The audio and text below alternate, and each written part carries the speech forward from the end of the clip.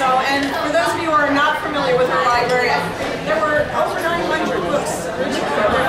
About over 900 books, and there's still about half that library in existence and donated to the Concord Free Public Library. So you can still find the original remains of her collection there. So I love this particular picture of Elizabeth because she looks like she's not taking any risks.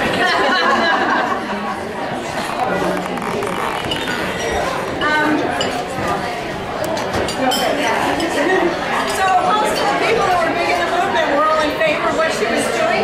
Emerson was very positive about what she was doing, and he asked Margaret Fuller if she could please advertise the opening of Miss Peabody's bookstore in the first edition of the Dial. If you look, she somehow forgot to do that. But he did ask her. She put out broadsides.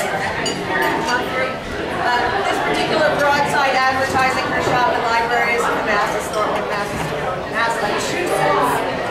Historical Society.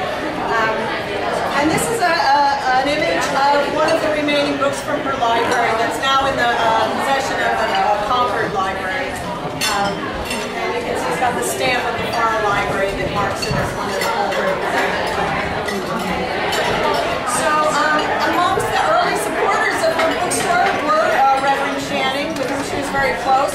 He thought it was one of those professions that a lady might do that was not out of keeping with her femininity.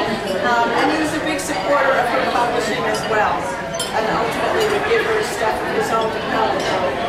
Washington Alston, who was mentioned earlier by Miss Fuller, was a big supporter also, was a mentor of Sophia in her painting, and also thought that wouldn't it be great if Elizabeth could carry some top-end art supplies for the artists in town too. So those were also offered for sale in the shop. By the way, for those of you who don't know, these two luminaries were brothers. So this small town. Most of you know that many of the conversations that were held by Margaret Fuller were held here in the shop, and some of the many amazing and interesting people that came in here. The social reformers, she was here to educate the Boston women on what they were born to do, to explore what it was that women were born to do, and there were a lot of people who came. Elizabeth Peabody came here, Lydia Marie Child, others, and Wesley Chapman also visited here. So there's some pretty big names that came here. But it wasn't just for girls. The men came here too, because after all, Peabody was offering the books that they needed for what they were studying. So Alcott, Thoreau, any of the transcendentalists would come in here, not just for books, but also because when those conversations went coeducational, they had the good sense to schedule them on the same days that Emerson was lecturing in Boston. So that when people would come into Boston to hear Emerson, they would stick around for some of the great things that were going on in the movement. Not all the transcendentalists were doing it from outside the church. Many of them decided to try to make the changes within the Unitarian Church. Theodore Parker and James Freeman Clark, great examples of the radical figures that were supported in the shop here, and Frederick Hedge, of course. They did hold the last of the Transcendental Club meetings here in the shop. Previous to that, they've been held in Boston and Concord after the shop out there. And also, as Ms. Fuller said, this was a place where many of the discussions went on for the planning of Brook Farm by George and so there's a lot of great stuff. It's better than Starbucks here. So, as we know, Fuller got sick of not being paid to be the editor of the Dial, and so when Emerson took over the editorship, they also changed publishers, and Elizabeth started publishing. She was the first publisher here. Fuller had thought that the publisher they had previously was ripping them off, and that's why they weren't making any money. Elizabeth found out pretty quickly that there just wasn't any money being made. So, but you can see by the sheer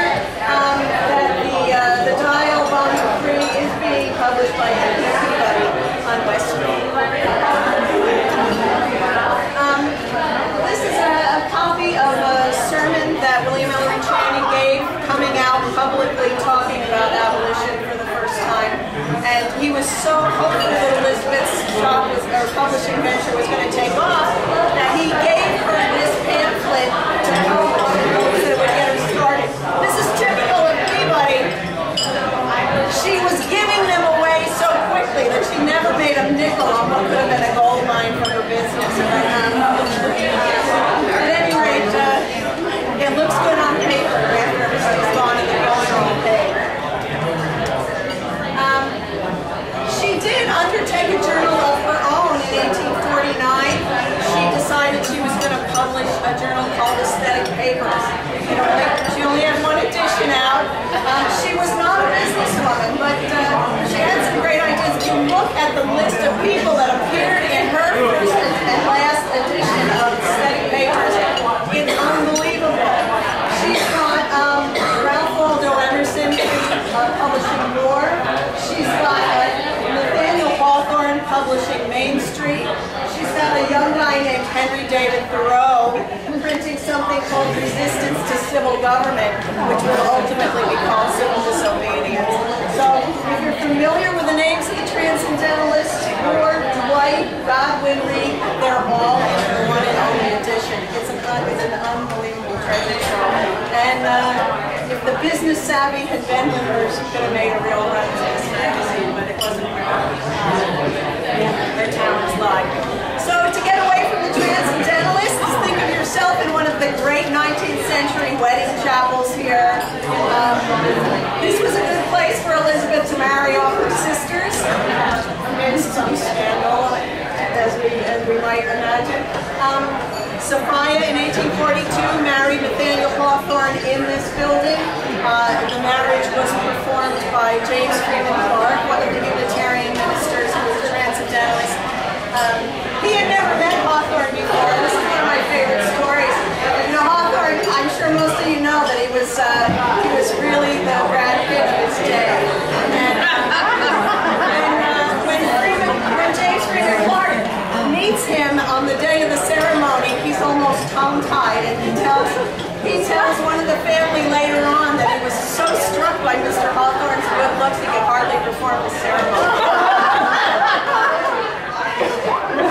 But he did recover, and it was the next year that he came back to marry Elizabeth's younger sister, Mary, to Horace Mann, the education reformer and politician. So the Peabody girls that did marry married pretty well. So obviously we've got a good place here. It is on the Boston Women's Heritage Trail. It is on the Literary Trail of Boston. So it's about time that Boston Landmarks Commission caught up and put this place on the Register of Historic Places in Boston. I think you'll all agree.